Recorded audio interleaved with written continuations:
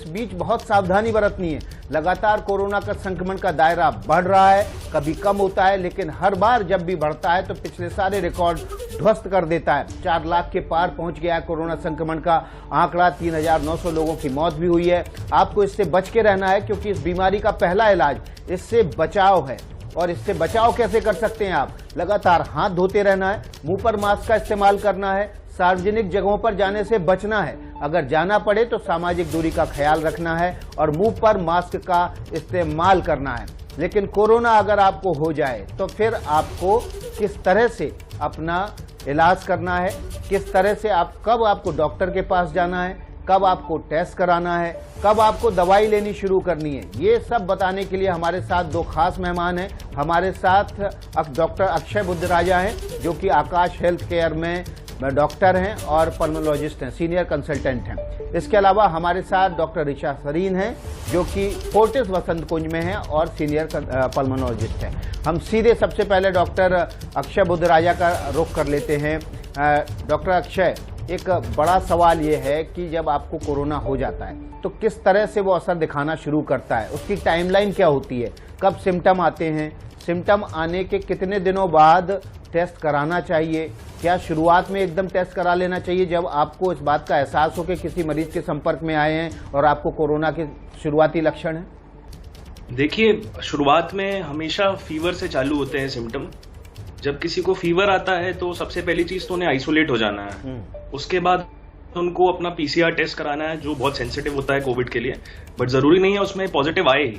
But fever आ रहा है तो आपको आइसोलेटेड ही रहना है और अपने डॉक्टर को कंसल्ट करना है। कुछ लोग क्या करते हैं, व्हाट्सएप पे दी हुई दवाइयां चालू कर देते हैं लेना। उसमें बेसिक दवाइयां जो हैं वो तो जरूर ली जा सकती हैं, जैसे बुखार है तो पैरासीटामोल की गोली कोई भी ले सकता है, मल्टीविटामिन कोई भी ले सकता है, विटामिन सी कोई भी ले सकता है। एटलीस्ट ये बेसिक ट्रीटमेंट चालू करा जाए, बट इसके बाद वेट करें, एक टेली कंसल्ट ले अपने फिजिशियन से और उस तरह से आगे प्रोसीड करें।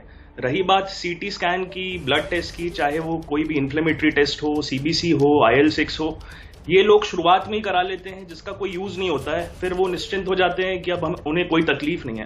तो ये नहीं करना चाहिए, डॉक्टर से सलाह लेनी चाहिए इसके आगे, और वो जो एडवाइस करें अकॉर्डिंगली टेस्ट भी कराने हैं, अकॉर्डिंगली दवाइयां भी लेनी है।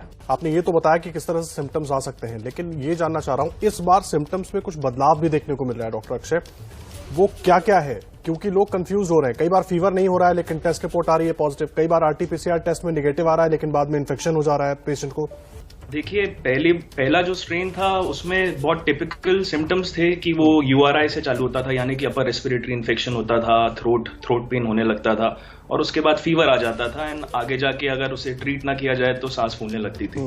बट इस बार देखा जा रहा है कि सिर्फ रेस्पिरेटरी सिस्टम अफेक्ट नहीं हो रहा है, कुछ लोगों का गैस्ट्रोइंटेस्टाइनल सिस्टम भी अफेक्ट हो रहा है, उन्हें वॉमिटिंग, डायरिया इससे चालू हो रही है सिम्टम्स, या हेडेक हो रहा है, या सिर्फ आइसोलेटेड बॉडी एक हो रहा है।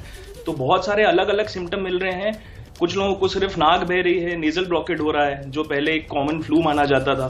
तो इस बार जो ये स्ट्रेन है ये बहुत तरह के सिम्टम्स दिखा रहा है। तो कोई भी सिम्टम हो जो इससे एसोसिएटेड हो, चाहे बॉडी एक हो, लूज मोशन हो रहे हो, उल्टी हो रही हो, सिर्फ मामूली सा हेडेक हो, रनी नोज हो, या नेजल ब्लॉकेट हो, या थ्रोट पेन अकेला हो, और आपको हिस्ट्री भी हो कि हाँ जब मौसम बदलता है तो गला तो खराब होता है, ये कोविड नहीं है, सिर्फ गला खराब है, उसको नजरअंदाज नहीं करना है। अगर कोई भी सिम्टम आ रहा है तो आइसोलेट होना ही है और उसके बाद PCR कराना है। डॉक्टर अक्षय, मुझे एक बात और समझाइए, जो तमाम लोगों में देख रहे हैं अब इस बार जिसको कोरोना हो रहा है, बहुत ज्यादा लोग पैनिक भी हो जा रहे हैं सर, और पहले से कुछ ऐसे कदम उठाने लग रहे हैं, या तो भाग के स्कैन करा लिया, या तो फिर कोशिश कर रहे हैं कि जल्दी से जल्दी RT-PCR टेस्ट करवा लें, अगर वो भी नहीं हो रहा तो दवाइयां खाना शुरू कर दी, और ज्यादातर जो एक दूसरे को लोग बता रहे हैं वो दवाइयां ज्यादा खाना शुरू कर दे रहे हैं, तो ये तो खतरनाक भी हो सकता है।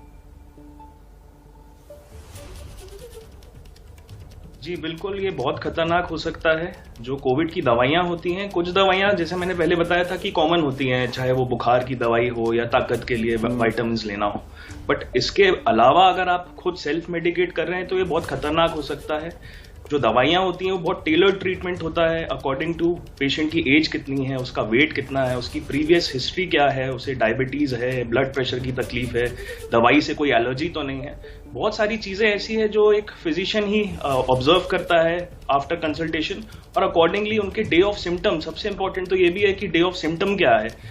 कुछ लोग क्या करते हैं, व्हाट्सएप पे फॉरवर्ड एक आता है, उसे फॉलो करना चालू करते हैं, जिसमें खून पतला करने की दवाई है, जिसमें स्टेरॉइड है, और वो अर्ली ट्रीटमेंट होता है जब उस वक्त स्टेरॉइड की जरूरत नहीं होती है।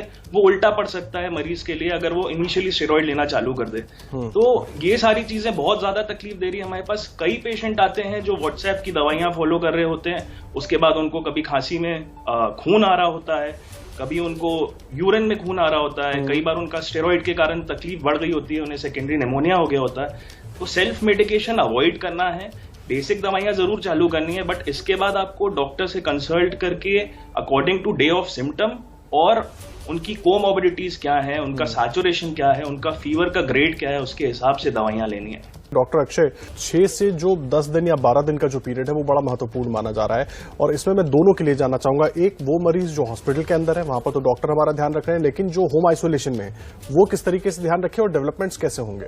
जी, तो ये सबसे क्रूशियल टाइम होता है, सबसे क्रिटिकल टाइम होता है। इसमें चीजें कई बार बेटर होती हैं, कई बार लेकिन वर्सन भी करती हैं। तो सबसे इंपॉर्टेंट है आपका सैचुरेशन मॉनिटरिंग, जो आपको करते रहना है दिन में कम से कम 3 से 4 बार।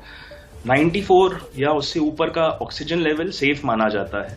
सेकेंड इंपॉर्टेंट चीज होती है टेम्परेचर, जो दिन में 3 से 4 बार मेजर करना है। टेम्परेचर का ट्रेंड कैसा है, क्या टेम्परेचर नॉर्मल है, लो ग्रेड फीवर है या हाई ग्रेड फीवर है, इसे नोटिस करना है। एंड थर्डली, उनको कुछ ब्रीदिंग डिफिकल्टी, चेस्ट पेन या खांसी में खून तो नहीं आ रहा है। तो ये सारी चीजें यूजुअली डे 6 से डे 10 के बीच सेट इन करती हैं। कई बार इस बीच में एक टर्म होती है साइटोकाइन स्टॉर्म, जो ये बताता है कि बॉडी के अंदर इन्फ्लेमेशन बढ़ रही है और चीजें एकदम से सडनली ड्रॉप होने लगती हैं, चाहे वो सैचुरेशन हो, फीवर एकदम से बढ़ने लगता है।